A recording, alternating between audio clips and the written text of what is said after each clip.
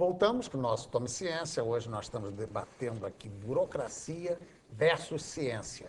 E temos a presença nesse debate do João Torres Melo, o secretário regional da SBPC, o Carlos Alberto Teixeira, diretor adjunto do Instituto Nacional de Tecnologia, o Gerson Lima, diretor científico da FAPESP, e a Lúcia Mello, que é conselheira da SBPC e integra o grupo da SBPC que discute a questão do marco legal, das mudanças no marco legal. Bem, vamos começar esse bloco aqui já falando de propostas. Exatamente em agosto de 2011, o conselho, né, Gerson, de uma das federações de apoio à pesquisa lançou uma proposta de modificação de marco legal e a SBPC também tem proposta. Vamos começar a falar sobre essas propostas, primeiro nesse campo das fundações de apoio à pesquisa. Então, as fundações de amparo à pesquisa, então, felizmente, hoje no Brasil, nós temos praticamente todos os estados com fundações. A cada 2, 3 meses há uma reunião do conselho, um presidente desse conselho,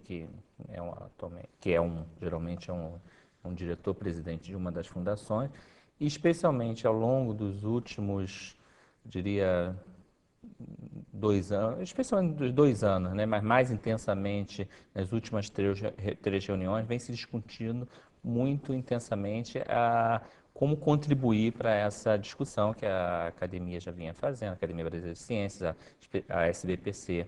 Então, e se reservou essa reunião em João Pessoa para fazer levar uma minuta, né?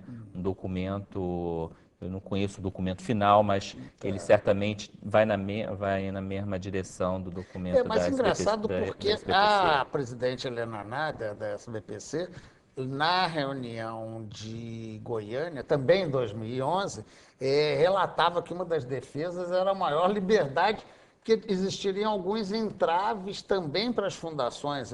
Vocês têm também, enquanto fundação, dificuldades Claro, específicas? Não as fundações de amparo à pesquisa, não, mas temos, talvez se queira citar as fundações de apoio que são associadas às ICTs, aos Institutos de Ciência e Tecnologia, especialmente Sim, só que às as fundações universidades. como a FUSB, A FUSB, as diversas fundações que têm tido muita dificuldade na gestão de alguns projetos, especialmente projetos de maior porte, como aquisição de construção de determinadas instalações ou aquisição de equipamentos, e que vem tendo uma maior dificuldade, especialmente nos últimos anos. Então, houve alguns problemas com algumas fundações, né? Essas fundações são todas auditadas pelo Ministério Público, etc. Elas têm uma legislação um controle bastante rígido, né?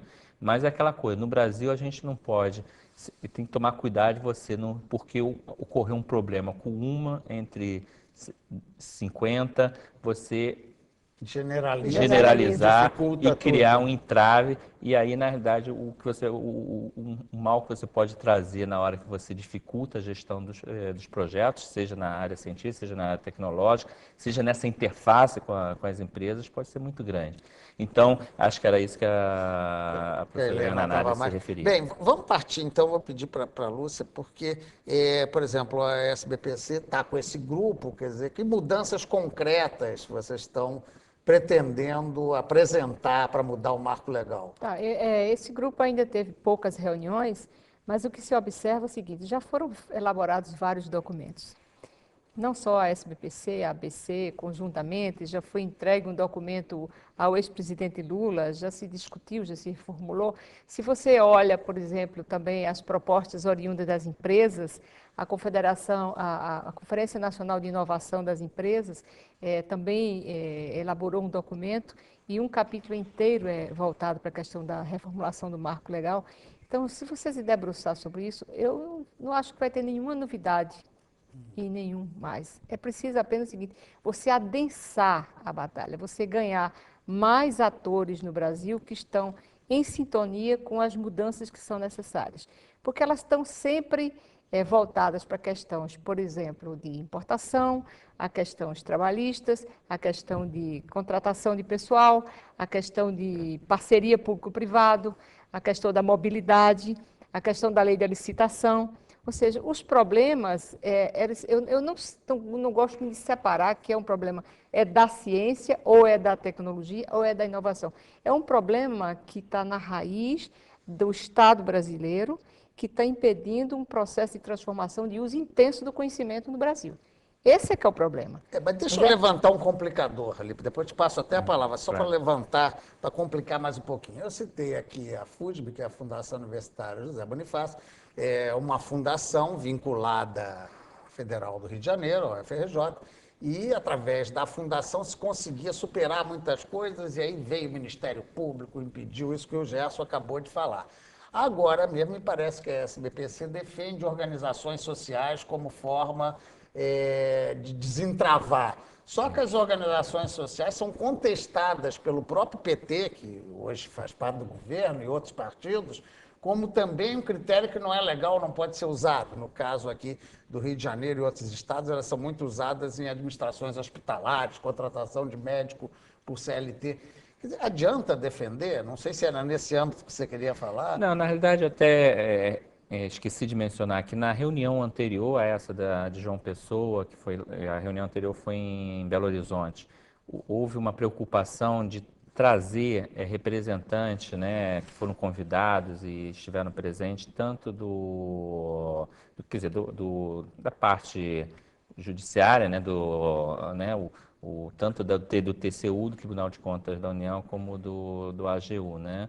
Então, no sentido de meio que combinar, né? Não adianta você passar uma lei e ela não ter a visão do outro lado, de como implementar. Então, isso foi só gostaria de relatar que isso foi algo inovador e a participação deles foi muito importante, né? Espero realmente que isso faça exatamente esse adensamento que a Lúcia se O Carlos referiu. Alberto está pedindo aqui a palavra, depois Lúcia, depois João está animando. Vamos lá, vamos começar a fazer um ping-pong rápido. Não é para falar de organizações sociais, eu acho que a Lúcia tem uma contribuição bastante rica que ela pode relatar para a gente. Enfim, o CGE é uma organização social, então ela tem uma experiência bastante interessante que ela pode apresentar aqui efetivamente.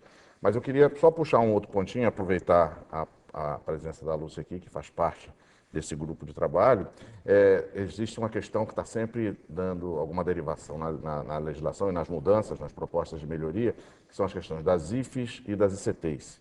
Quer dizer, vamos esclarecer, IFES, instituições federais de ensino superior e as instituições de ciência e tecnologia, sejam científicas ou sejam tecnológicas, ligadas ao ambiente público, de forma geral, né? E como toda essa legislação normalmente ela é modelada para as IFES, as instituições federais de ensino superior, melhor dizendo, as instituições de ciência e tecnologia elas ficam um pouco a reboque e aquilo que se aplica efetivamente às instituições federais de ensino nem sempre são aquela melhor proposição que resolveriam problemas relacionados às entidades, principalmente aquelas que lidam mais com tecnologia. Então, a gente acaba sendo colhido em vários momentos com situações onde essa equivalência que é atribuída pelo marco regulatório entre as ICTs e as IFES, eles acabam trazendo dificuldades na operação das ICTs, por exemplo, como a formação dos conselhos de fundações de apoio, que foi mudado recentemente após o decreto 7423 de dezembro de 2010, onde houve uma necessidade de mudança recente, foi mudado agora no lançamento do programa Brasil Maior, justamente para poder facilitar um pouco a questão das fundações de apoio, que são muito voltadas a esse tipo de atividade. Bem, o João e a Lúcia tinham, pela ordem, acho que foi o João primeiro. Lúcia. Olha, isso aí vai novamente naquela questão, tá? Vai estar certamente no documento da SPPC e está em vários outros documentos, que é a questão do modelo institucional. O modelo de organização social é mais um modelo institucional. Ele não é o único modelo, nem é aplicável a tudo. Mas onde ele foi aplicado na área de ciência e tecnologia, ele se mostrou até agora exitoso. Tanto para a instituição de pesquisa básica, como o Instituto de Matemática, que foi aplicado, né, que dá muita flexibilidade. Ele é focado em resultados, porque o conceito principal do Eu até lhe funcionamento... pediria que explicasse um pouco para quem está ouvindo o que é uma OS, ou uma Uma organização organização social. social, na verdade, é uma entidade privada que se qualifica perante o Estado brasileiro para prestar um determinado tipo de serviço dentro da Lei de Amparo Geral, ou seja, dentro de algumas áreas específicas. E são serviços que não são exclusivos do Estado. Então, a área de saúde é uma delas, a área de ciência e tecnologia é outra, né? E tem a área de cultura também. Ela foi, então, inicialmente utilizada, na verdade, pela área de ciência e tecnologia, foi com a BT Luz, o Laboratório Nacional de Luz Síncrotron. Foi uma grande inovação institucional na reformulação. Existia o laboratório, que era o instituto do CNPq, e houve uma inovação institucional bastante significativa de criação de um modelo novo, um modelo em que o Estado contrataria uma instituição, e essa instituição, então, através desse contrato, ela presta um determinado tipo de serviço e ela é avaliada por resultados. Então, os resultados, as metas, os objetivos, ela é auditada, ela é visitada, ela é conferida, todos os órgãos, todas as instâncias de controle, elas exercem o seu poder, mas o conceito foi muito mal entendido no início, né, e houve, então, ação de inconstitucionalidade, e isso Já tem caiu, mais de 10 anos. tem Né? 13 anos que isso está 13 rodando anos. no Supremo Tribunal Federal, e para uma decisão, né? Inclusive a SBPC e a ABC entraram há 3 anos atrás com a amicus curiae, né, defendendo um modelo que, para a área de ciência e tecnologia, se mostrava bastante eficiente. Né, e todas as 5 organizações sociais que existem no Ministério da Ciência e Tecnologia, elas têm apresentado resultados positivos, são avaliadas, são auditadas, têm avaliação externa permanente, né, e o foco é resultado. Só que a cultura que está enraizada no aparato estatal brasileiro é a cultura do processo, não é do resultado.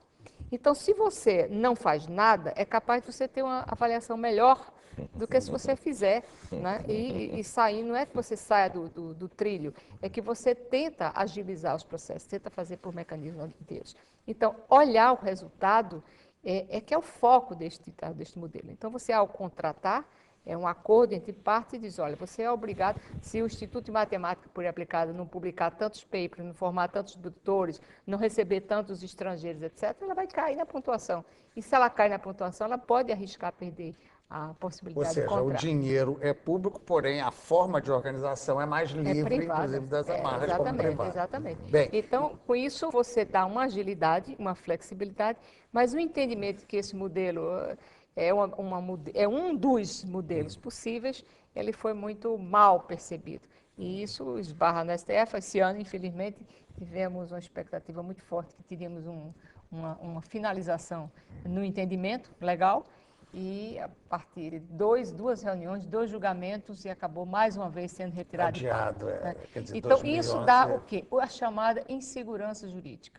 Então, na hora que o gestor ou o indivíduo dos órgãos de controle, ele não tem segurança que, ao fazer a sua auditoria, fazer sua avaliação, ele não está seguro em como interpretar a lei, porque a Suprema Corte não determinou, não definiu, não bateu o martelo com relação à lei, essa insegurança jurídica, ela se espalha de uma forma extremamente convincente. Ou seja, não vira uma solução. Não vira uma solução. Você amplifica um problema que poderia ser uma solução. Bem, o João quer falar, eu pergunto se seria o caso de fazer um intervalo, você fala depois? Depois? Então tá.